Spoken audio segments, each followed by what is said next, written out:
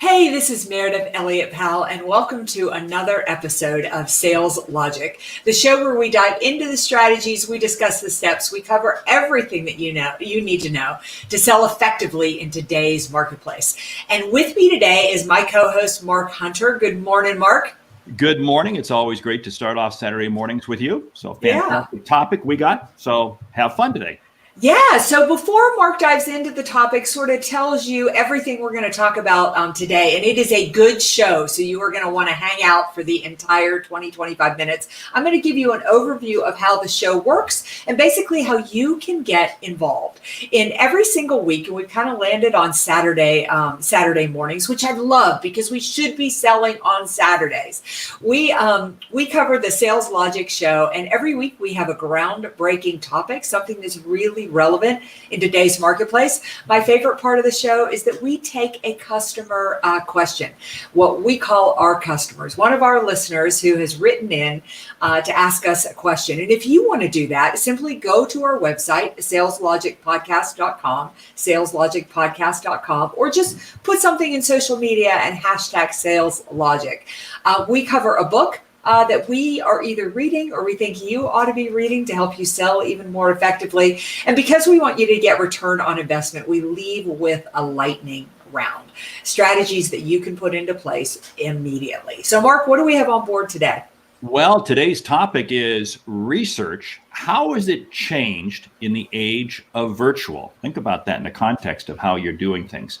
The question today, really great question, is how do you research prospects before a call or meeting? You know, what business do you look for? And it comes from Kwan in Singapore. We got a great book, not going to tell you about that quite yet, and a lightning round. And I'll tell you what, I love this lightning round because I got some really cool things that I'm going to share with you. So stick around to the end. But hey, let's go back up to the top. Let's answer the question from Kwan in Singapore. How do you research prospects before a call or meeting? What information do you look for? Boy, this is such a good question, because I think that, you know, when I really started out in sales, we really jumped over the whole research part. We used kind of the opportunity to go in and get to know the customer and do our research by asking them open-ended questions. But you can't do that today because customers expect you to already know things. So just so I don't hog the entire question, the very first thing I do when I start to research a prospect is I hit their LinkedIn profile. I want to see the last couple of posts that they've made. I want to see how active they are on LinkedIn. I'm interested in where they went to college, who else they're connected to. So I'm looking for anything that I can make an immediate connection with. See, you bring up a good point because everybody has an internet footprint. It may not be a social footprint. You mentioned LinkedIn. It may not be LinkedIn, but you may have a social you may have an internet with your website or some news or something like that. But you do have to gain information. The days of walking in cold are totally gone. But here's what I'll tell people. Don't over-research the issue. This is one of the big challenges that I find. If what you're selling is a low-end ticket item, and it's a fast turn and it's a quick sale, really, it's 2 seconds, look at their LinkedIn profile, make the call. If what you're selling is complex, long, drawn out, then you've got to do some homework. You've got to really do some research in terms of what's their website say, what's the industry talking about, et cetera, et cetera. So it's really going to be relative to the size of the transaction, the importance, the value of the transaction. Yeah, I would say the very first thing that I'm looking for in research when I'm making the initial call is I want to be able to make some type of personal connection. For me, it's exactly the same as if I would walk in physically to make a call. I mean, Mark, if I were going to walk into your office, I wouldn't immediately start to talk about business. I might make a comment about the fact that you've got pictures of your grandchildren behind you. I might look at the diploma on your wall of where you went to school or your favorite football team or something. And so typically when I'm initially doing research, I'm looking for that type of connection. At the same time, I want to have done enough research that I understand what's going on with their organization and in their industry. So I'm not asking the questions like, tell me a little bit about your business, how the business works. I need to have answered those questions through research. So I go from the LinkedIn profile, I go to the website, and I always read under the news tabs. I'm looking for any recent news releases that they've done, any announcements. If they do have an annual report on there that's public, I'll typically take a glance at the annual report. And that brings up a good point, because if it's worthwhile, if it's a big opportunity, you set yourself up with a Google alert where you receive news updates on what's happening. And hey, now's the time we should mention about our good friend Sam Richter. Yeah, that's what I was going to do too. Yeah, and the Intel search engine you and I both use, and you and I both use it a lot. Sam is a brilliant individual. Just go to samrichter.com. Sam, you could spell that, Richter, Richter. He has an Intel search engine that is really cool. Let me tell you something. You can find information out about people really quick. You can blackmail people. No, we won't go down that path. So anyway, Quan, I suggest you check that out. And I suggest that to all of our listeners. Hey, with that, why don't we transition into the topic for today? Because we're talking about, really fits well, research. How has it changed in the age of virtual? Yeah, well, first I want to welcome a couple of our listeners. We've got Juan with us from Colombia, Rachel from Texas, and we are crossing our fingers that her water is good and she has power. And Barbara has joined us from Connecticut. All right, Mark's got the Lone Star State. So let's keep talking. Yeah. Go ahead. I am drinking from a Lone Star cup today, coffee mug. So that's right. All right. So let's go ahead and talk about research and how it's changed in the age of virtual. I think one of the most important things for sales professionals to know in today's marketplace is that buyers are 67 to 85% of the way through the buying decision before they ever interact with a salesperson. So what that means is they have educated themselves about a lot of things before you ever interact with them. So if they've educated themselves, they're expecting that you have educated yourself. So anything that you could find out from a LinkedIn profile, from a website that is available on the internet, you better have already educated yourself about. So your questions need to be at a higher level. And with that, you really need to make sure that you're zeroed in tight. This week, I was working with a company that is really trying to push their way into new industries, new sectors. And it was great. And we spent probably about 2 hours just diving in, really understanding, what does that vertical mean? What specifically does that mean? And because there's so much information out there, the customer's further along in the buying process, we have to be very, very precise as to who our ideal customer is. So we're laser focused that we know that vertical. We know that industry. The research we do has to go deeper to allow us to go higher, as you were talking about. Yeah, and I think part of the, kind of in keeping with that, part of the research, I was just speaking with a group yesterday about this, is that you need to be surveying and talking with existing customers so that when you go to call on a prospect, you can say, we're identifying that these are some of the top issues in your industry. Are you finding the same thing? Research needs to position you as somebody who is already one step ahead of your prospect and somebody who is coming with solutions. So for example, I wouldn't go in again and talk to Mark and say, tell me a little bit about your business. What's going on in the industry? Instead, my call would look like I would have already surveyed other people in that industry. And I'm coming in and I'm talking to Mark and saying, look, we've done a lot of research and a lot of work in your industry. We're identifying that these are some of the top trends. Tell me if that's specifically what's going on with you and how that's impacting your company. See how that research positions me ahead of my competition as somebody who really already understands the industry. And what that does is it allows you to ask better questions, because now if you understand their business, you have this level of knowledge, you're able to come into the conversation and ask richer questions. Now, what do I mean by that? These are questions that really get them thinking. Here's what I find. The ultimate research does not occur before the meeting. The ultimate research occurs during the meeting when you are able to ask your prospect customer a question that they don't have the answer to and you don't have the answer to, and it creates a conversation.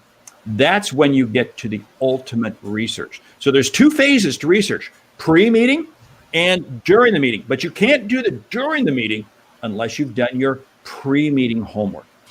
So here's a couple of things that I think really work incredibly well for research. Number one is make a list of questions that you would like to know about your prospect. Then go do your research and see how many of those you can answer. Because again, if you can find it online, you need to already have those answers. Then once you do that, then reform what the interview is going to look like, because you want to go into the interview letting your prospect know, look, I found these things out. I know these things. I'm already ahead of the game here. I want to use our time to go a little bit deeper. You want to use the time with the prospect to get the answers to the questions that you couldn't find from doing research. Yeah, and when you do that, go downstream and upstream. Let me break that apart. You go upstream, what's their supply chain look like? What are the issues that they're dealing with as a company, as an industry, before things get to them, whether it be a product or service or whatever? More importantly, go downstream. Who are their customers? Who are they selling to? Who are they helping? The more you can understand them, because now what this does is it puts you into their world. You begin to understand their business from their perspective. Really, essentially what you're doing is you're creating a very fast SWOT, analysis: strengths, weaknesses, opportunities, and threats. But what does that do? It allows you to walk into the customer with a level of knowledge, and it changes your level of confidence dramatically. And now the customer doesn't see you as a peddler, a salesperson, a vendor. They see you as a strategic individual who has insights that they want to tap into, because they can find out more information to help them. Yeah, and Mark, I think one of the most important things about what you just said too is you start to see yourself as a strategic advisor. I mean, I think the energy when you have done your research and you've done your homework and you come in, then you see yourself very differently. I mean, you're almost more energized to have that conversation because you've got real ideas that can help them go another level. What I love about research and what I love about what it's forced us in a virtual world is the very fact that these low-level questions I need to have already answered give me real perspective on my prospect. And what I'm bringing as an outside entity is new ideas, fresh solutions, a different viewpoint, and my talents, skills, and energy on how I can help them solve their problems. And that's just changed the whole way I see myself as a true strategic advisor rather than a salesperson. Yeah, because what this does is not only does it change the context and the content and the outcome of the call you're on with them right now, but it also begins to set the stage for the next sale. Now, the next sale either with that customer or with somebody else in their industry. Because again, one of the reasons I love staying in a very tight vertical, whatever information you get from one customer is going to help me with another. Now, I'm not sharing proprietary information, but again, it gives me leading insights, leading indicators that is going to help me with the next customer. So that's one of the reasons why having that level of information, having that level of research changes dramatically. And what I do is knowledge has compounding effect. Think about this. Knowledge has a compounding effect. The more knowledge you gain, it just keeps building and building and building. And that's what you're doing. So the research in one customer adds to the next one, adds to the next one, if you stay in your vertical. Yeah, we are getting lots of engagement here on research, and rather than just call them out, I'm just going to keep popping our listeners up on the screen today. Because Rachel, you are so right. Listening validates your interest in their challenge, which I think Rachel's making a really great point here. Because as much as research positions you to have the information, You want to balance it with listening. You don't want to go in and just tell the prospect everything you know.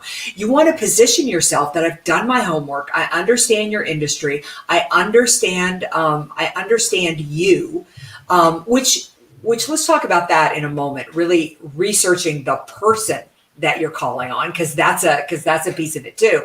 But at the same time, I think Rachel's making such a great point, is that you really want to, listening really validates. You've got to listen. You've got to listen to them. Yeah, because you don't walk in as the World Book Encyclopedia. Okay, wow. Okay, for anybody under the age of 30, they're going, what the heck is that? Anyway, but you walk in because much of the time, the best research you're going to get is the follow-up questions you ask. Yeah. It's just, they share a piece of information, you ask them more information, and you keep drilling down deeper and deeper. And what's very interesting, and I found this to be so true, when the customer knows that you know what you know and you're knowledgeable in their industry, they're much more willing to go deeper with their conversation. What does that do? That gets you more information. Again, knowledge has a compounding effect when it's used properly. Yeah. Mark, John here has asked a great question. He says, do you feel it is easier or more challenging to engage with buyers trend-wise? Wow. Trend-wise, that I don't know. What's your thought on that? Well, my thought on that is the fact that I think it's easier to engage with buyers from a trend. I love to go in with trend. I feel like trends are some of my secret weapons. Doing my research and saying, this is what I'm seeing in the industry. This is what we're learning. Is it the same? Is it the same for you? Kind of back to Rachel's point of listening. I don't assume that the trends I've identified are exactly what's going on with them. I still listen. I'm like, tell me from your perspective how those things are impacting. But the reason I think it's easier to engage is because I've done two things. Number one, I have positioned myself as someone who understands the industry, who was on top of things. The second is it positions me as somebody who understands their business. And you've heard me say this 1,000 times on this podcast, but people do business with you because you understand them, not because they understand you. Notice something that Mark and I have been talking about with research here. At no point have we said research is about telling the prospect about you, because that doesn't matter. It's about you understanding them. And that's where the power of sales is. There was a key piece there that you talked about trends, and this is why trends can be a little bit slippery. You never go in and say that the trend is gospel. The trend is the law. The trend is this is what it is. This is what you see. And like you said, you ask for their opinion, because no trend line is sustainable forever. And every organization, everything that we see, any trend line always has it eventually peters out. It eventually does something different. So you ask for their opinion. That's what's absolutely key. But see, the whole thing we've been talking about, we should jump into the book, because you got a great book that I've had a chance to read too. But here's the whole thing. It's about taking the time to do the research and using the research pre and post to make the call as beneficial as possible. So, hey, why don't you tee up the book? Well, I will in just a second. We just have such powerful comments coming in here today that I want to put them up here. I mean, I think Catherine, you're making such a great point. Is what we want to say is I understand your world, but I love that phrase of you're living in it. I mean, so tell me from that perspective. Kind of what we've been talking about with research here is, again, imagine I'll make Mark the good guy here and me the weak salesperson. Imagine I go in and I have a prospect call and I say, tell me about your business. Tell me what's going on in your industry. Mark comes in right after me and says, hey, these are the trends we're identifying. This is what we're seeing going on. Is it the same for you? See how much more powerful he appears, than me. And to Catherine's point, I'm not forcing them to buy into that trend. I'm just saying, I've done my homework, Yeah. So now to share, I hope I pronounced your name correctly.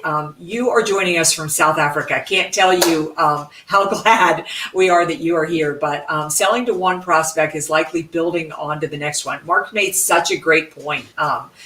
here, that you really build one onto the other. So, all right, Mark, we will dive into the book here. Now, I don't know if any of you follow Donald Miller, but I am a big Donald Miller fan because I believe the story is so powerful. And the story is kind of what we've been talking about with research. I mean, when I go in and I say, these are the things that I'm finding, is it the same for you? That's a little story there. And people really connect. I love the fact that we live in this high-tech world, but at the end of the day, selling is always emotional. And this is a new book put out by Donald Miller called Business Made Simple. And it's everything that you need to know to really run a business effectively. I do know that if you get the book right now, because I got the book and have finished the book, you get a video series. With it. But if you need to know more about the art of storytelling, need to know more about the fundamentals of how to successfully run a business, and quite frankly, we all need to know that, because I don't care if you're in corporate sales or not, you're calling on businesses. And this gives you great insight into how a business works. And I'll tell you what, it's a great book. And okay, I'll brag. He and I have the same publisher. Oh, that's awesome. Oh, anyway, so that's cool. So yeah, Donald is absolutely a great guy. Pick up the book. It really is a business MBA in about 265 pages. So anyway, hey, okay, ready? A lightning round. Put your hand on the buzzer. The lightning round. Best ways to add value to the client relationship. Go. Best ways to add value to the client relationship are to fill the urgent need. Whenever you talk to a prospect or a customer, whatever problem they are complaining about first, even if the fact that you go in and they are upset because their dog just died, you need to do something to help solve that problem before you move on to any other problem that you need to solve. Be seen as the leader. Share with them one additional piece of information. It might be something you send them later on, but always be seen as the leader, helping them. Yeah, I think you can add value to the relationship by connecting them within their industry or to potential business opportunities. But set yourself up as a connector. Invest in growing their business before you ask them to grow your business. One of the things I do, in fact, I've got 2 books sitting right next to my desk here, and that is I love to send books, not my books, other books out to people. I was with the president of a company this week, and I asked him if he had read a book. He said he had not read it. I said, hey, I'm going to get you a copy. I'm going to send it to you. So I'll write a little thank you note for allowing me to speak to their group this week. I'll put it in an envelope and mail it to them. I often, when my prospects will ask me about a question or something, like I was on with a prospect a couple of weeks ago, and they said that 2 of their clients are really struggling with how to maintain culture in a virtual world. That's not what we were talking about. It's not what I was helping them with at all. But I wrote a blog solving that problem and sent it back to them and said, here's an article I've written. I thought you might want to share it with your clients, because it solved a problem and a need that they needed to fill to make them look good in the eyes of their prospects. I love taking a question that we've talked about on a sales call, and then I'll send them back an email the next day. Hey, I was thinking about your question, and I came up with some other ideas. I came up with some other things, and I just send them total added bonus information. It's amazing how it impacts the relationship. Yeah, I often invite them to events. Like I've been following this futurist about the trends happening for 2021 and 2022, and I'll get an invitation to that webinar. I'll just send it on to them and say, this may be of interest for you. Just thought you might want to join in. Something I used to do when I first began my consulting business and I was looking for clients and really trying to create value, I created an emerging trends list. Every year, I would just create a list of 10 or 15 emerging trends, and I would send it out to people. And I would use that throughout the year, just as a little added tool, as a way to create more value. Yeah, well, just as we were talking about the fact that twice a year I produce a report on some level of research that I'm doing in the industry. And Mark, you and I did it with our partners, Mary Kelly and Sam Richter. We produced a white paper and just on the state of American business, just something that we thought our prospects would be interested in, and shared that with them as something, again, positioning us as leaders, but adding value because it solved problems, answered questions that they've got about what's going on now. Great. Why don't you share one more, and then I'll kind of start closing down the show. Well, I think that if I would want to close on the last, it's that is to look for something that is their biggest problem or their biggest issue, and if you can solve that, you've added tremendous value, built trust, and it opens the door for everything else. And whatever you do, do it with complete 100% integrity, because that's how you're going to influence and impact the client in the best manner. Hey, with that, let's close it down. Thank you for listening to Sales Logic this week.